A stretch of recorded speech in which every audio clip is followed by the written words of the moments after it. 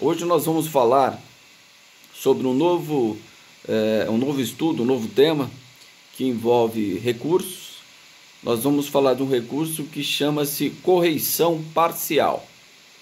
Eu não sei se vocês já estudaram lá no processo civil, mas eu até creio que não, tendo em vista até mesmo a sua pouca utilização no processo civil.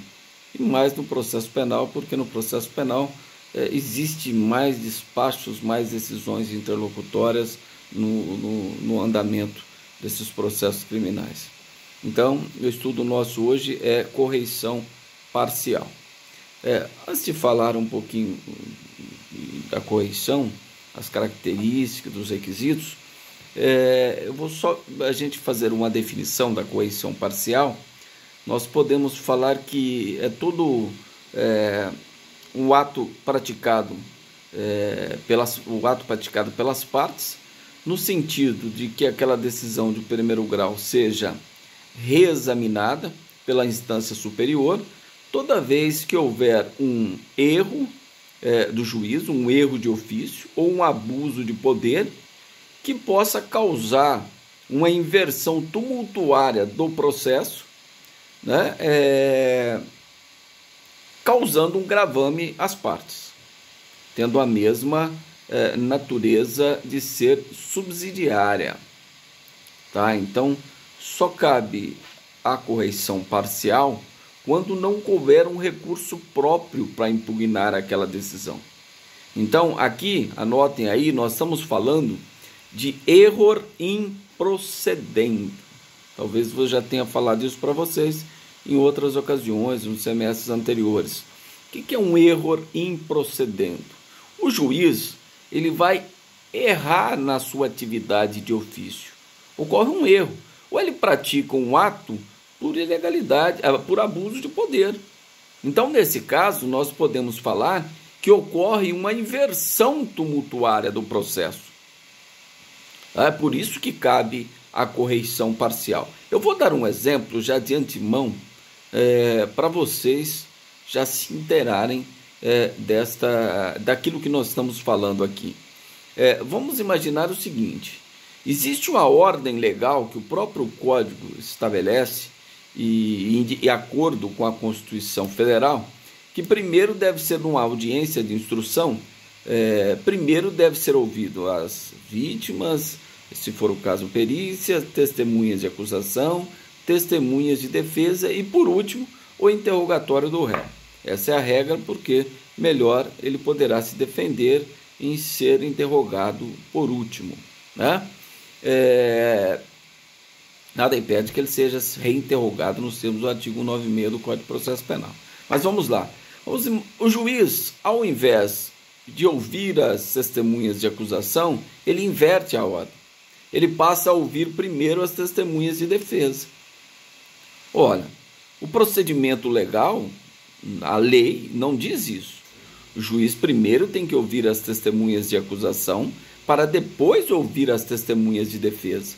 Se o juiz agir desta forma, praticando um ato ou dando uma decisão, um despacho que contraria a lei, e essa decisão causa uma inversão tumultuária do processo, causando um tumulto processual, é possível a interposição da correição parcial, porque houve um erro improcedendo. Ele errou no procedimento. Houve um abuso de poder por parte do juiz, não aplicando a lei que deveria aplicar ali ao caso concreto por um motivo ou outro. Certo? Então aí caberia a correição parcial. Mas qual que é a diferença então desse erro improcedendo e um erro injudicando? Vamos imaginar que o juiz errou ali naquela sentença, ele fundamentou, mas todas as provas levavam a uma absolvição e ele condenou. Então, você entende que aquela decisão dele não foi correta. Você não pode utilizar a correição parcial porque tem um recurso de apelação para você propor apelação contra a sentença condenatória. Ele errou no critério trifásico de aplicação da pena. Mas você vai entrar com a apelação, porque está discutindo o mérito. Então, Toda vez que o juiz adentra no mérito e profere uma decisão, não se fala em correição parcial, porque nós vamos estar diante de um erro injudicando. Ele erra no exercício da jurisdição em relação ao mérito da causa. Então, por esse motivo, não caberá correição parcial. Agora, se ele errar no procedimento, na aplicação da lei em relação a determinado procedimento, aí sim nós falamos que houve um erro improcedendo, que causou uma inversão da ordem do processo, uma inversão tumultuária do processo, caberia então a correição parcial. Tá certo? Tudo bem? Então vamos lá. Antes de adentrar, eu vou falar para vocês da fundamentação, ou seja, onde que está inserido o fundamento da correição parcial. Primeiro vamos falar na natureza jurídica. Será que trata-se de um verdadeiro recurso ou não é um recurso? Será que é uma medida de caráter administrativo disciplinar, onde você visa apurar a responsabilidade do juiz que errou, o juiz que praticou um abuso de poder? Será que a correição parcial é uma medida sancionatória, disciplinar, ou ela é um verdadeiro recurso? É isso que nós estamos a falar quando eu falo de natureza jurídica. E espero que ninguém esteja confundindo a questão daquela correição que a gente... o cartório lá do fora, a vara está em correição, ordinária ou extraordinária. Não tem nada a ver com aquilo. Aquela fiscalização que o juiz faz, aquela fiscalização que o juiz faz no cartório de notas, no cartório de registro, nos distritos policiais, que são as correções ordinárias, correções extraordinárias, tem nada a ver. Aqui nós estamos falando se é um recurso ou se é somente uma medida disciplinar que você busca a responsabilização do juiz pelo erro improcedente, certo? Então prevalece o entendimento doutrinário e jurisprudencial que trata-se de um verdadeiro recurso. Um verdadeiro recurso, e deve ser observado todos os requisitos legais para a sua admissibilidade. A tempestividade, o interesse, né, o cabimento, a adequação, tudo isso, a legitimidade, tudo isso deve ser observado, sob pena do recurso de correição parcial não ser admitido. Tá? Isso só a título de exemplo. Mesa de debate 160 da USP, uma discussão que teve na USP, né? E aí tem essas mesas de debates lá da USP, e já decidiram nessa mesa 160 de debates da USP que trata-se de um verdadeiro recurso, né? Já o Mirabete entende que não é recurso, é uma medida de caráter administrativo que visa buscar uma responsabilização disciplinar para o juiz. Já Tourinho diz que é um recurso anômalo. Tá? Mas o que prevalece, que vocês têm que saber, o que prevalece na doutrina e na jurisprudência, que trata-se de um verdadeiro recurso, um meio de impugnar uma decisão eivada de erro ou abuso de poder praticada pela autoridade judiciária, desde que não tenha nenhum recurso próprio para impugnar aquela decisão. Porque se o juiz errou, deveria receber o rese, não recebeu, então ele errou. Então eu vou entrar com correição parcial. Não, mas da decisão que não recebe o rese, cabe o quê? No prazo de 48 horas, no prazo de 2 dias. Cabe carta testemunhável. Então é lógico que eu não posso usar a correição, porque a lei diz que da decisão que não admite o rese ou embora admitir, obsta o seguimento do mesmo à instância superior, o recurso cabível nos termos do artigo 639 é a carta testemunhável. Então, mesmo que o juiz tenha errado de ofício, erro improcedendo, não cabe a correição. Por quê? Existe um meio próprio, cabível, para interpor a correição parcial. Tá certo? Tudo bem? Existe um meio próprio para impugnar. Mas vamos falar então agora, já falamos da natureza jurídica, procurei definir um pouco, exemplificar a correição parcial. Vamos falar agora da sua previsão. A correição parcial não está prevista no Código de Processo Civil, mesmo porque quando o juiz erra, esse erro improcedendo, cabe agravo de instrumento lá no processo civil. Né? Então, no processo civil, mesmo antes do novo Código de Processo Civil, não tinha previsão legal no Código de Processo Civil. Não tem previsão no Código de Processo Penal. Tá? E na Constituição nós vamos ver se ela tem previsão ou não daqui a pouco. Mas então onde que está previsto a possibilidade de você interpor esse recurso que chama correição parcial? Bom, inicialmente ele está inserido no artigo 93 do Decreto Legislativo 3/69, estou exemplificando aqui do Estado de São Paulo, que é o Código Judiciário do Estado de São Paulo. Então, Decreto Legislativo 3/69. Certo? Código Judiciário do Estado de São Paulo, artigo 93 do Código Judiciário do Estado de São Paulo, faz a previsão que cabe esta correição parcial toda vez que o juiz praticar um ato eivado ou viciado, né, que contém um erro improcedendo, ou que ele pratique um abuso de poder.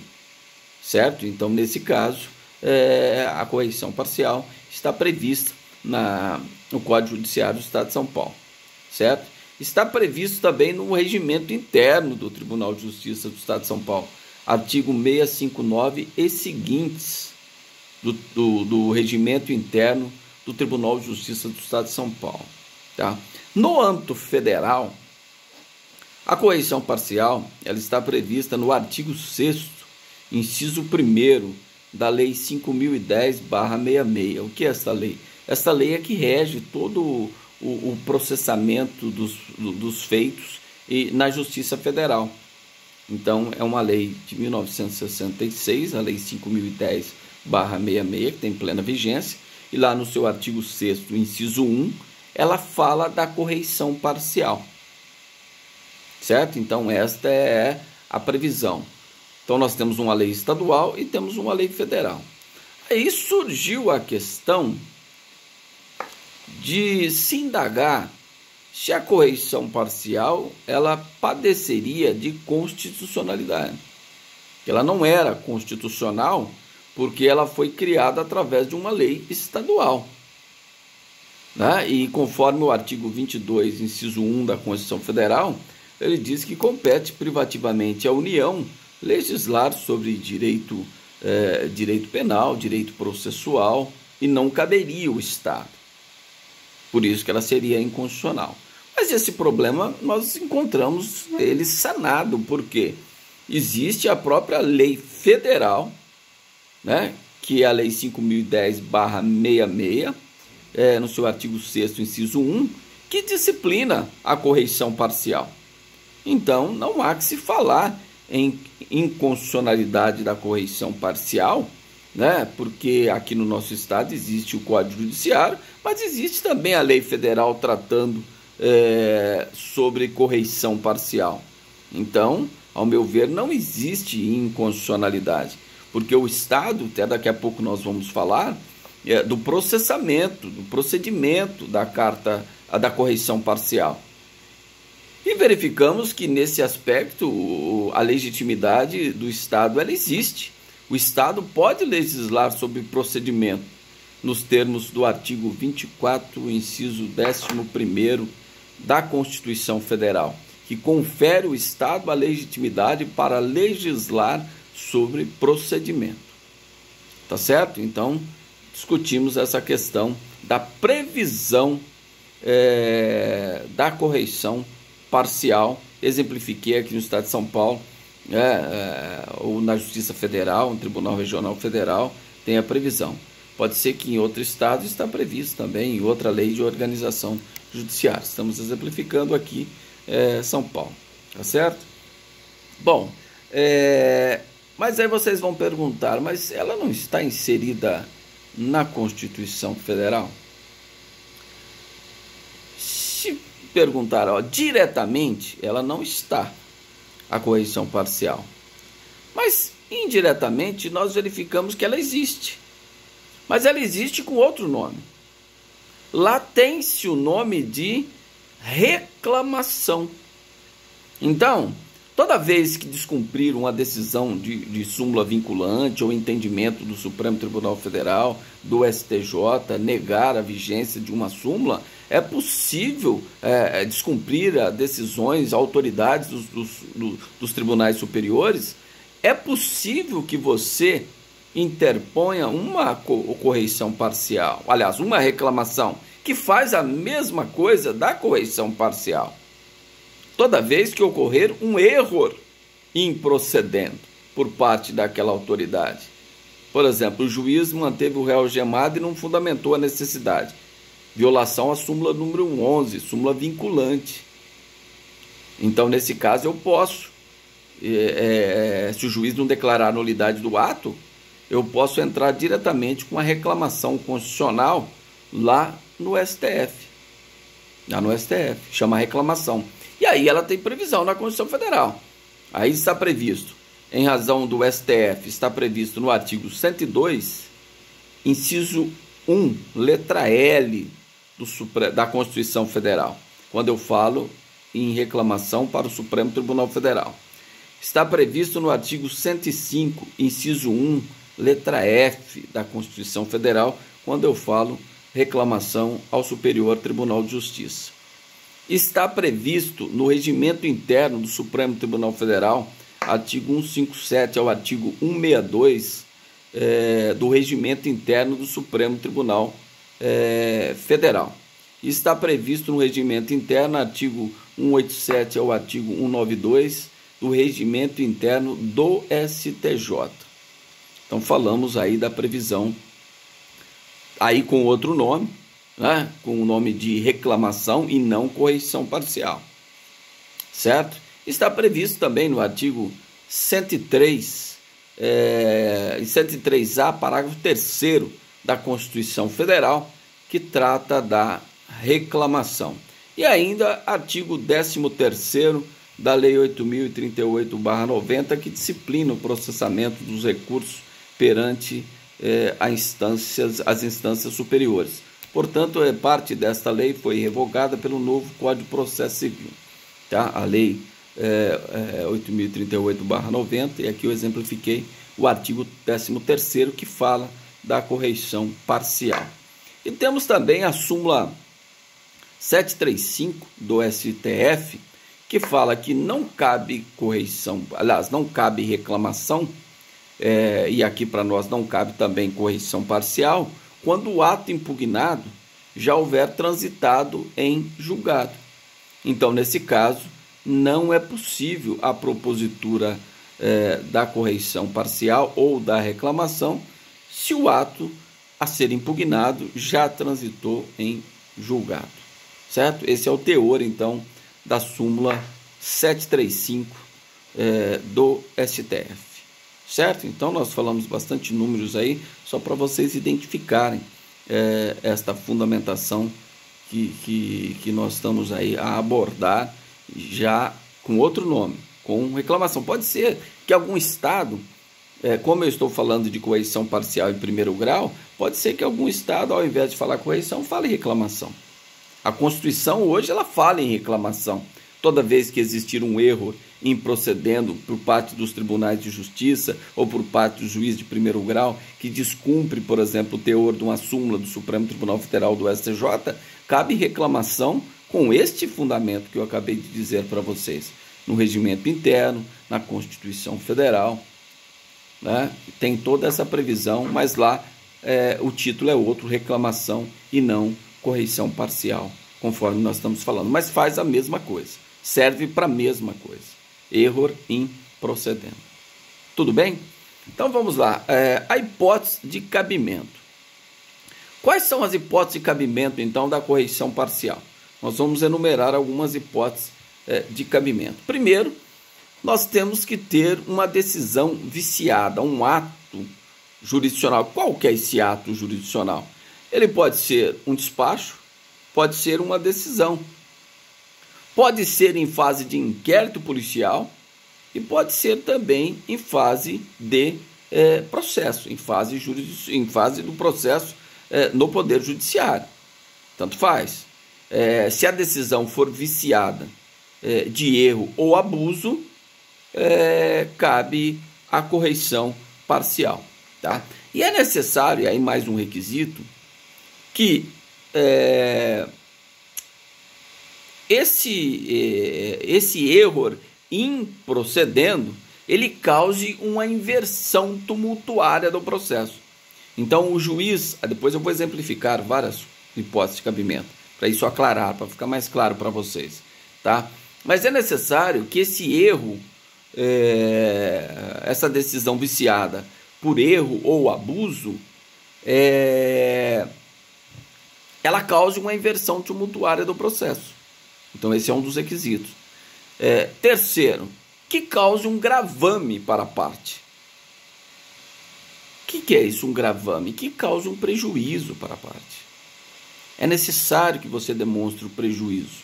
Tá? Por que isso? Porque nós sabemos que no processo penal, vige lá o artigo 563, que diz o quê?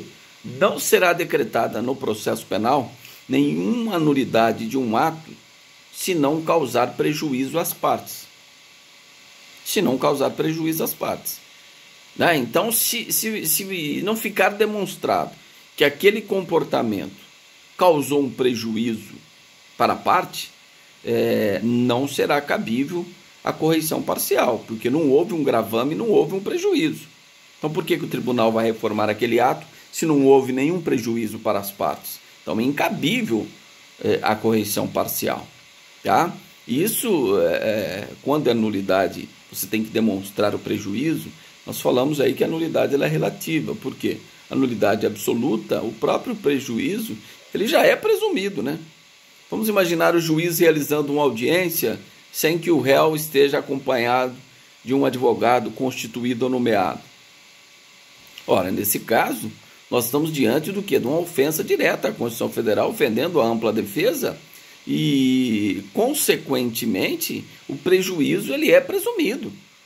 Olha, o sujeito sem a defesa, sem acompanhado, o réu numa audiência desacompanhado da defesa técnica, o prejuízo já é presumido. Não precisa se demonstrar ele, porque ele é presumido pela lei, que a Constituição garante, a norma infraconstitucional garante esse direito do réu ser acompanhado por um advogado, ou seja, aquele que tem o conhecimento técnico. Tá certo?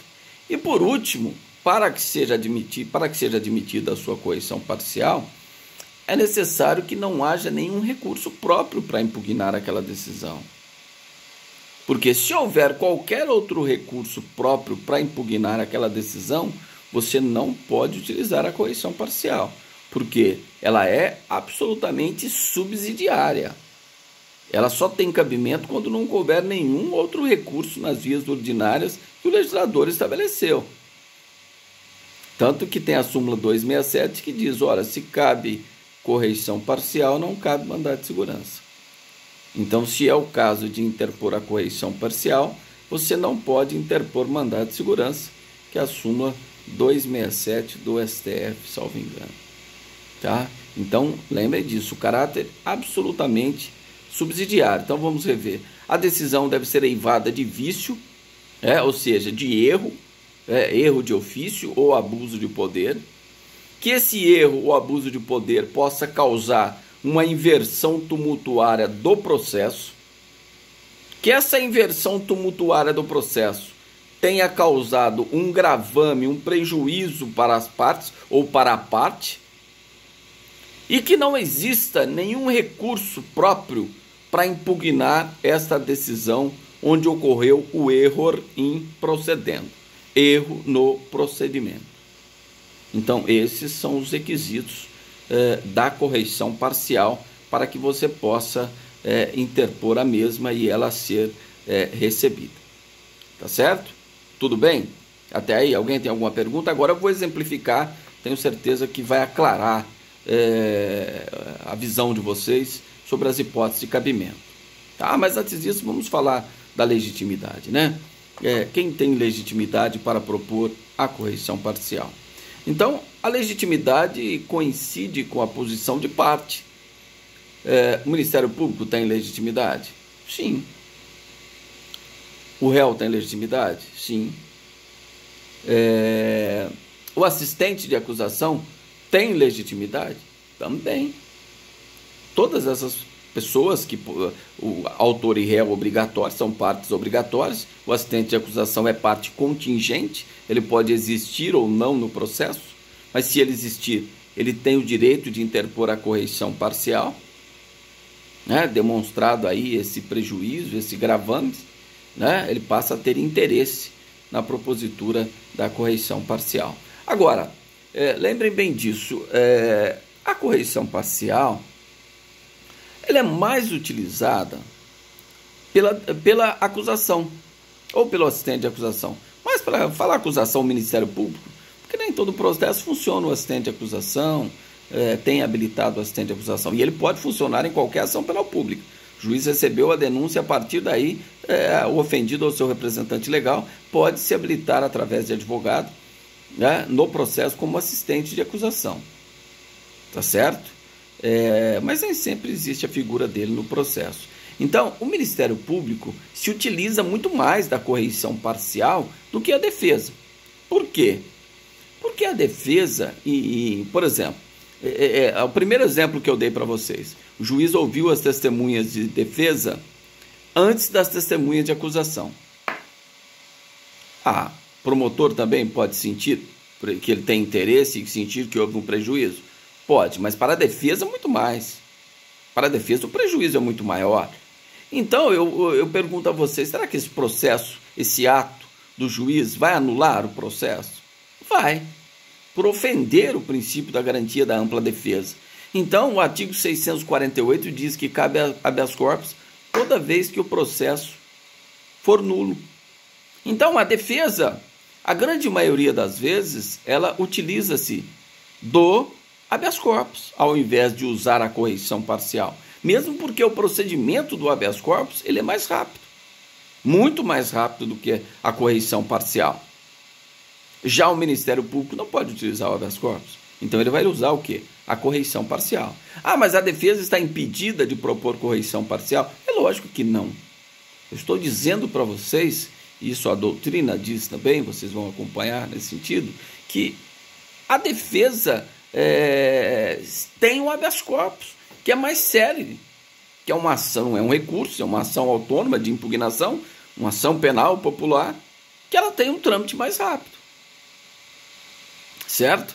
Por isso que a defesa pode, em grande parte das vezes, utilizar-se do habeas corpus ao invés da correição parcial. Mas de forma alguma ela estaria impedida de propor a correição parcial e abrir mão do habeas corpus, sem problema nenhum.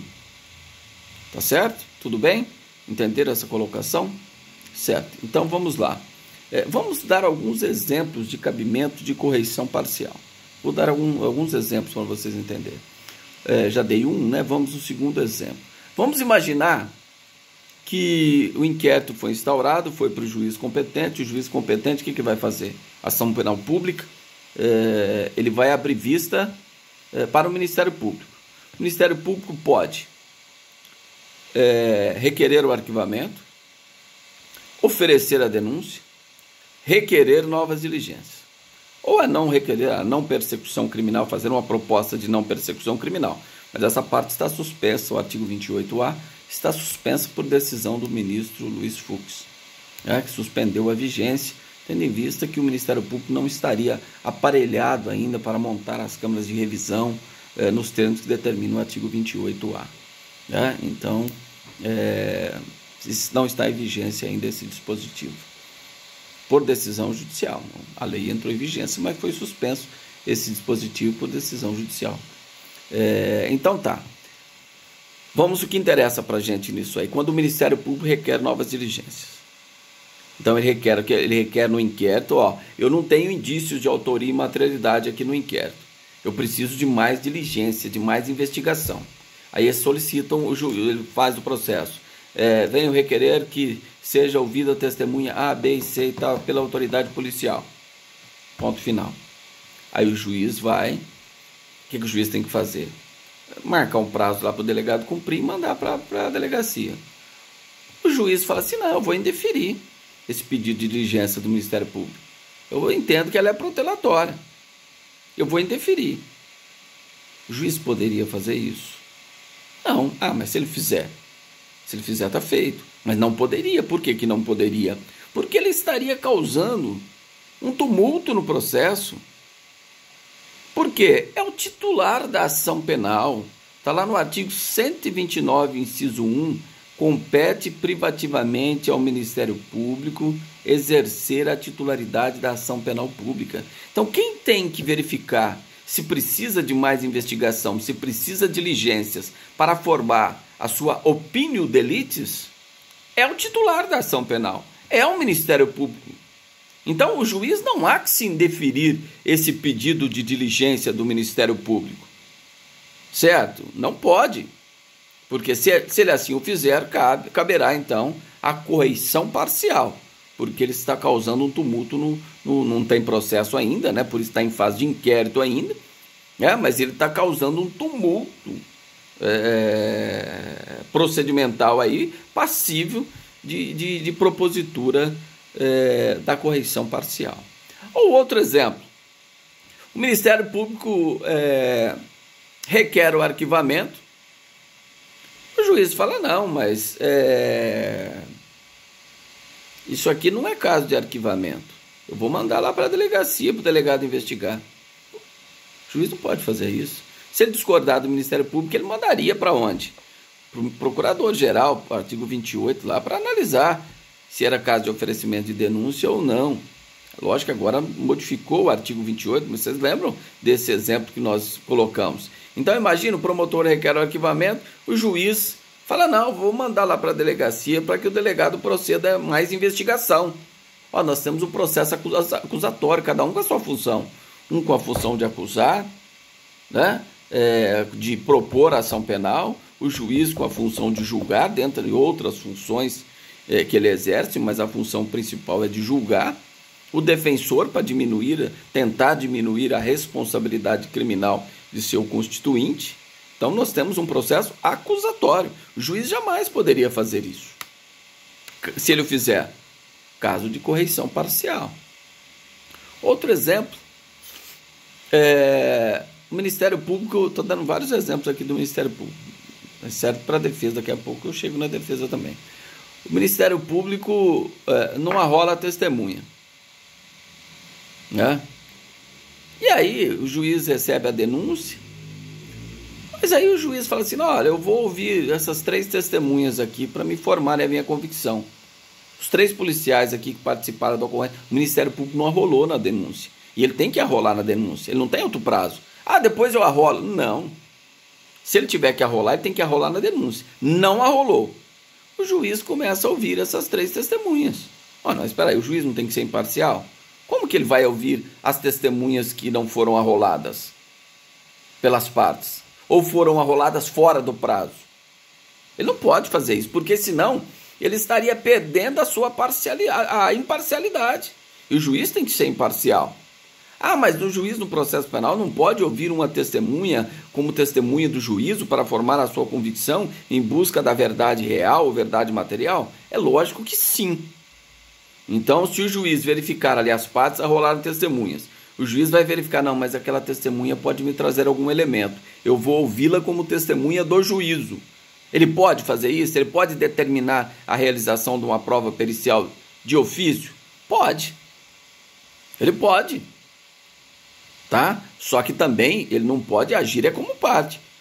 O Ministério Público não arrolou testemunha, então eu vou começar a ouvir as testemunhas aqui, que eu acho que vai formar minha convicção para condenar o réu. Olha aí, ele está sendo parcial. Então ele não pode fazer isso. Se ele o fizer, correição parcial. Certo? Outro exemplo ainda, para ficar bem claro. Eu arrolo 5 testemunhas como testemunhas de defesa. No rito ordinário lá eu posso arrolar até 8 testemunhas. Certo? Eu rolei 5. Aí o juiz ouviu 3 testemunhas e falou, doutor, eu não vou ouvir as outras testemunhas não, vou ouvir só essas 3. Eu já formei a minha convicção. E você arrolou na defesa prévia, na defesa preliminar. Quando o réu foi notificado para apresentar a defesa no prazo de 10 dias, você apresentou a defesa e apresentou juntamente o rol de testemunhas. 5. No dia da audiência, o juiz só ouviu 3 e falou que não iria ouvir as outras 2. O juiz pode fazê-lo? Não, de forma alguma. Se a testemunha foi tempestivamente arrolada pela parte, o juiz não pode desistir, não falar, não vou ouvir. Não, se ele o fizer, correição parcial. Por isso que eu falo, a defesa poderia utilizar nesse caso um habeas corpus, por cerceamento de defesa, violação à garantia constitucional da ampla defesa, o processo é nulo? Sim, ele poderia usar o habeas corpus. Mas se ele quiser a correição parcial, ele pode utilizar. Por quê? O juiz é obrigado a ouvir todas as testemunhas. Ah, mas não é sobre o fato, é só sobre o antecedente. Não interessa, ele tem que ouvir. Ah, mas eu posso desistir. Aí é outra conversa. Eu arrolei 5, mas quero ouvir só 3, vou desistir de 2. Eu estou desistindo. Fui eu que arrolei, então eu vou desistir. Ou o Ministério Público arrola 8. Aí no dia de audiência você fala, doutor, eu vou ouvir só essas 4 aqui. Eu não quero ouvir essas 3 aqui, essas outras 5, essas outras 4 testemunhas. Eu quero ouvir só essa. Tudo bem. Agora, o que não pode é o juiz falar, o promotor arrola 8 e o juiz fala, eu vou ouvir só essas 4, não vou ouvir mais testemunhas. Correição parcial, porque o juiz não pode. A lei diz que ele pode arrolar até 8 testemunhas e o momento que ele tem para arrolar essas testemunhas é na denúncia. É na denúncia. A lei estabelece que é na denúncia. Certo? Outro exemplo de correição parcial, quando o juiz indeferir, por exemplo, um exame de sanidade mental do acusado, é possível uma correição parcial, um exame de sanidade mental. É possível, quando o juiz indefere diligências por parte da defesa ou da acusação, para, por exemplo, descobrir o endereço de uma testemunha. É lógico, se o Ministério Público tiver os meios próprios para fazê-lo, o juiz pode indeferir. Não, você que busca os meios próprios, você tem meios próprios, você tem funcionários, você tem acesso a sistemas, mas a defesa não tem. Como é que eu vou chegar? Por exemplo, eu quero achar o endereço de uma testemunha. Como é que eu vou chegar lá no cartório eleitoral? Me dá uma certidão dessa pessoa aqui para ver onde que ela mora, onde foi o domicílio que ela deu na última votação, no último recadastramento dela. Eu não tenho como fazer isso. Eu não tenho como chegar na CPFL e pedir uma certidão para ver se eu encontro aquela pessoa, algum endereço de residencial que aquela pessoa cadastrou na CPFL ou nas empresas de telefonia através do CPF, cadastrou. Não tem como, então eu preciso dessa diligência. Se o juiz indefere essa diligência, ele estaria causando um tumulto desnecessário no processo. Ele estaria causando um erro in procedendo. Tá? Agora, pela defesa, isso pode ser configurado uma causa de nulidade. Por isso que se poderia utilizar do habeas corpus. Já o Ministério Público não, ele tem que utilizar a correição parcial. Certo? Ou, por exemplo, o juiz vai decidir um pedido de liberdade provisória e não houve o Ministério Público. E a lei é expressa que antes de decidir, o juiz necessariamente deve colher o parecer do Ministério Público, e o juiz não faz. Ele estaria cometendo um erro em procedendo. O Ministério Público poderia promover a correição parcial. Ou, quando a defesa faz as alegações finais e suscita alguma preliminar em alegações finais, o juiz abre vista para o MP. Isso não tem previsão legal. Se o juiz assim determinar, ele estaria cometendo um erro improcedendo. Por quê? Quem fala por último no processo é a defesa. O Ministério Público já apresentou as alegações finais. Eu estou apresentando a minha. E alego um punhado de preliminar aqui nas minhas alegações finais. De nulidade no processo, cerceamento de defesa, prova ilegítima, tudo isso eu alego. Aí o juiz dá um despacho. Tendo em vista as preliminares arguidas, intime-se o Ministério Público para manifestar. Isso não tem previsão legal. Se ele o fizer, é correição parcial. Não tem previsão legal, ele que decida isso na sentença e intima o Ministério Público depois na sentença, se ele acatou para recorrer, ou a defesa, se ele não acatou, a defesa recorrer o recurso próprio. Mas nesse caso caberia a correição parcial. Tudo bem? Alguns exemplos aí que deu para gravar, né? Então, agora, Error in judicando. Mérito. Quando o juiz adentra no mérito da causa e dá um despacho ou uma decisão envolvendo mérito, e ele erra por ser injusto, aí é error in judicando. Não cabe correição parcial com essa fundamentação. Somente no caso de error in procedendo. Tá certo? Tudo bem? Então tá bom. Vamos lá. Outra questão interessante que nós temos que observar agora é o procedimento da correição parcial. Qual que é o procedimento adotado na correição parcial? Desde primeiro grau até lá em segundo grau, como que funciona? Quem tem, você interessa para quem? Qual é a competência? Bom, só a título de conhecimento para vocês, antes da emenda Constitucional 45/2004, que é a reforma do Poder Judiciário, era utilizado o procedimento do rese nos tribunais de alçada. Tinha previsão legal no regimento. Hoje não tem mais esta previsão legal do procedimento do rese, porque acabaram com todos os tribunais de alçada, cíveis e criminais. Então não tem. Hoje nós temos no regimento interno, artigo 659 do regimento interno do Tribunal de Justiça de São Paulo, que trata da correição parcial. Mas o procedimento dela é o procedimento, e agora nós vamos explicar isso, de acordo com o artigo 94 do Código Judiciário do Estado de São Paulo, ou seja, Decreto Legislativo 3/69, artigo 94, diz que o procedimento adotado é o procedimento do agravo de instrumento. É o mesmo procedimento do agravo de instrumento, ou seja, é o procedimento que está lá no novo Código de Processo Civil, do artigo 1015 ao artigo 1020 do Código de Processo Civil, do novo Código de Processo Civil. É aquele procedimento lá que vai aplicar em relação à correição parcial. Ou seja, você vai interpor ela onde? Perante o juiz que proferiu a decisão ou lá no tribunal? Agravo, gente. Vocês devem ter estudado prática de agravo de instrumento. Antes, lá em 94, ele era interposto diretamente ao juiz que proferiu a decisão. Depois a lei mudou, você interpõe um agravo onde? Lá no tribunal. Mas se eu interpuser aqui a correição parcial aqui, o juiz pode remeter para o tribunal? Pode. Pode, tranquilamente, não tem óbice nenhum. Mas não é o correto. O correto é onde você interpõe se fosse o agravo? Lá no tribunal. Então, onde você vai interpor a correição parcial? Lá no Tribunal de Justiça. Vai ser distribuída em uma das câmaras criminais, que vai julgar a sua correição parcial. E aí, você interpondo a correição parcial lá, você é obrigado a comunicar ao juiz aqui no prazo de 3 dias que você interpôs a correição parcial. Por quê? Ele pode fazer o juízo de retratação. Se ele se retratar, corrigindo aquele erro improcedendo, ele vai se retratar e aí aquela correição parcial que está lá no tribunal, ela perde o objeto. O juiz comunica ao tribunal: olha, eu me retratei aqui e estou comunicando, Vossa Excelência. Aí eles vão decretar o quê? A perda do objeto da correição parcial. Tá? Então você... E essa correição parcial, como você vai interpor ela lá no tribunal, você tem que instruir ela, não é? Não tem que formar um instrumento para acompanhar a correição parcial? Como que o tribunal vai analisar? Cadê a decisão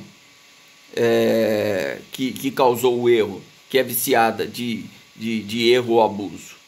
Cadê a certidão da intimação da decisão para verificar a tempestividade? Então, como é no agravo de instrumento, lá os requisitos, está lá no artigo 1017, 1016, 1017 do novo Código de Processo Civil, todas as peças que devem compor o agravo de instrumento. E aqui nós vamos, por analogia, já que o artigo 94 do Código Judiciário fala que aplica o mesmo procedimento do agravo de instrumento, então nós vamos o quê? Instruir toda essa correição parcial com documentos. Por quê? Se o juiz inverteu a ordem de oitiva das testemunhas, eu vou entrar com a correição parcial. Eu não tem como esse processo sair daqui e ir lá para o tribunal. Eu tenho que tirar cópia das partes que interessam para o tribunal julgar, juntar aqui com a minha petição de correição parcial e protocolar lá no Tribunal de Justiça. E vai ser distribuído em uma das câmaras criminais, ou no Tribunal Regional Federal em uma das turmas criminais. Tá certo? Então esse é o procedimento do agravo. E necessariamente, sob pena de perder o objeto, você tem que comunicar ao juiz aqui de primeiro grau que você interpôs a correição parcial, porque aí ele pode se retratar e aí perde o objeto lá. É a mesma coisa que tem no agravo. E o agravo fala que você tem 3 dias para comunicar ao juiz que você interpôs o agravo de instrumento. Aliás, no caso nosso, você interpôs a correição parcial. Não estou falando no caso se fosse um agravo de instrumento. Mas aqui o que nós temos para a correição parcial, nós pegamos tudo que se aplica ao agravo de instrumento. Do artigo 1015 ao artigo 1020, nós aplicamos tudo. Juízo de retratação tem que ter. Tá? Tudo bem? Tranquilo? Então vamos lá. Bom, mas e o prazo? Qual é o prazo que você tem para interpor a correição parcial? Aqui surge uma dúvida, né? A doutrina tem uns que faz referência a 10 dias, mas 10 dias seria o agravo de instrumento antes da mudança, né, do novo Código de Processo Civil. Porque o novo Código de Processo Civil unificou os prazos, ou é 5 dias no caso de embargos declaratórios, ou 15 dias os demais recursos. Então, o agravo de instrumento é 15 dias. 15 dias úteis ou 15 dias corridos? O Código de Processo Civil, nós estamos fazendo uma interpretação analógica, mas o Código de Processo Civil não revogou o artigo 798. Então, se é 15 dias, no processo penal são 15 dias o quê? Ainda que seja agravo de instrumento, que são 15 dias corridos. Artigo 798, parágrafo 1º. Exclui-se o dia inicial no cômputo do prazo, mas conta sábado, domingo, feriado, conta tudo, é corrido.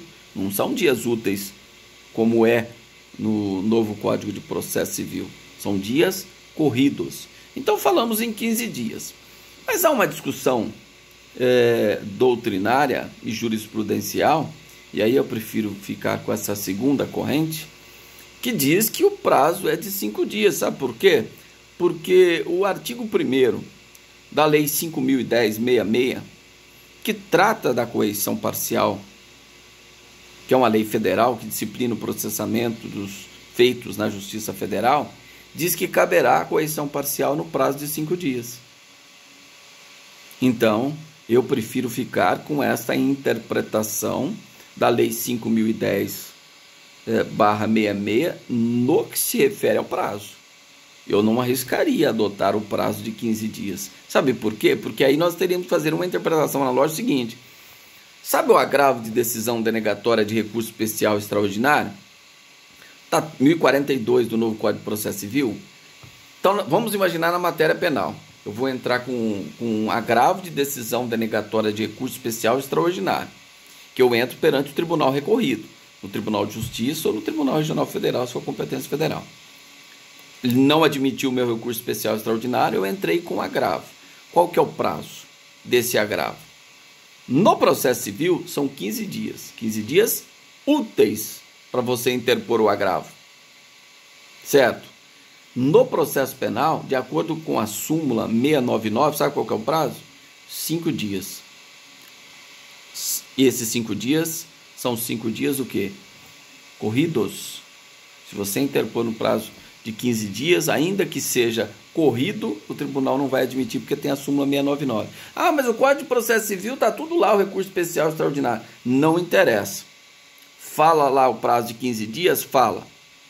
Para você propor recurso especial extraordinário, mas são 15 dias corridos. Agravo de decisão denegatória de especial extraordinário. O Código de Processo Civil fala 15 dias úteis. Processo penal. A recurso especial extraordinário na área penal. Súmula 699. 5 dias. 5 dias o quê? Corridos. Então, eu ficaria nessa interpretação que na correição parcial, o prazo do agravo, né, o prazo para você interpor a correição parcial, que remete ao procedimento do agravo, não será 15 dias e será 5 dias, conforme determina a lei 5.010/90, 5.010/66, artigo 6º, inciso 1, que fala que a correição parcial será interposta no prazo de 5 dias. Exclui-se o dia inicial e conta os demais. Se for publicado em audiência a decisão, artigo 598, parágrafo 5º do Código de Processo Penal. Então eu ficaria com essa interpretação sem sombra de dúvida. Sem sombra de dúvida.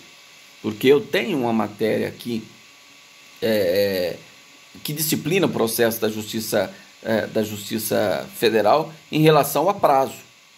Então, se for um crime de contrabando, um crime de descaminho, tem lá a correição parcial no prazo de 5 dias. Por que que aqui também não pode ser a mesma correição parcial no prazo de 5 dias? Só aplicando o procedimento do agravo de instrumento, tanto lá na federal quanto aqui na estadual.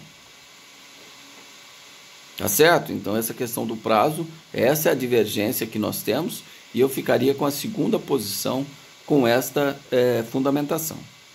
Tá certo? Tudo bem? E nós temos também que falar em relação ao efeito da correição parcial. O que acontece?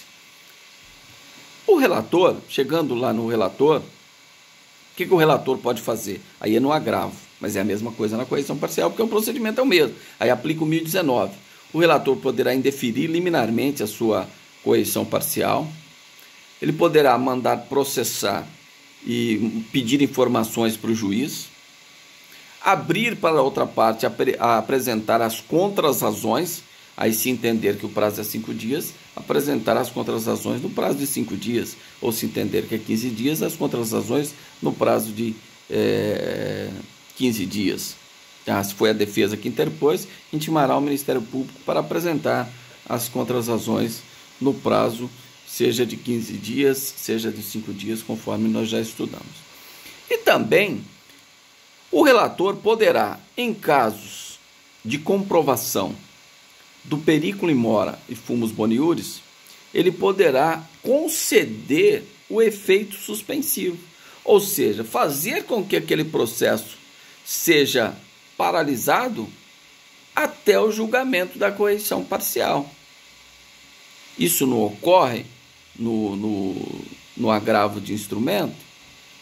No agravo de instrumento, o tribunal não poderá dar efeito suspensivo ao agravo, suspendendo a execução daquela decisão de primeiro grau até o julgamento do agravo? Pode. Então, se a correição parcial aplica-se todo o procedimento relacionado ao agravo de instrumento, é evidente que ele terá efeito poderá ter, aliás, efeito suspensivo. Em analogia, nós podemos falar do 1012, do novo Código de Processo Civil, que remete quando a apelação terá efeito suspensivo, nessas mesmas hipóteses. E o agravo também, lá no artigo 989, artigo 932, que fala sobre esse tema. Tá? E o 1018, que fala da retratação. Então, nós temos dois efeitos. Nós temos o efeito regressivo, iterativo ou diferido, que é um efeito só, o juízo de retratação, que tem no agravo de instrumento, como a correição parcial segue tudo do agravo, vai ter o juízo de retratação também. É um dos efeitos. E o efeito suspensivo, nos casos que você demonstrar o periculum in mora e fumus boniuris, o tribunal poderá dar efeito suspensivo à sua correição parcial. Ou seja, não cumprir aquela decisão de primeiro grau que foi proferida até o julgamento da correição parcial a ser analisada pelo Tribunal de Justiça ou pelo Tribunal Regional Federal, a de verificar a competência estadual ou federal. Tá certo? Então, esses são os efeitos. E o demais, o efeito devolutivo, da carta, da correição parcial. Devolve-se toda a matéria ali para o tribunal apreciar. Aquela matéria é objeto de impugnação, é lógico. E o efeito extensivo, desde que não tenha em caráter exclusivamente pessoal, pode estender aos demais réus do processo, nos termos do artigo 580 do Código de Processo Penal. Tudo bem? Bom, agora eu acho que eu esgotei o assunto, né? Não é um assunto tão grande, mas é interessante pela fundamentação, né? Porque vocês verificam a escassez de fundamentação, que é a correição parcial. Por isso que, se vocês pegarem algumas doutrinas de processo penal, vocês não vão encontrar sequer o doutrinador comentando sobre correição parcial. Sequer comentando sobre correição parcial. Certo? Bom, então agora abro aí para quem tem alguma pergunta, alguma dúvida sobre o tema. Podem ficar à vontade para fazer pergunta.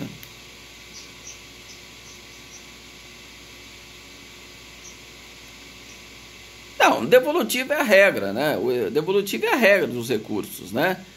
Aqui ele devolve toda a matéria a ser apreciada, como recurso de apelação, como recurso em sentido estrito.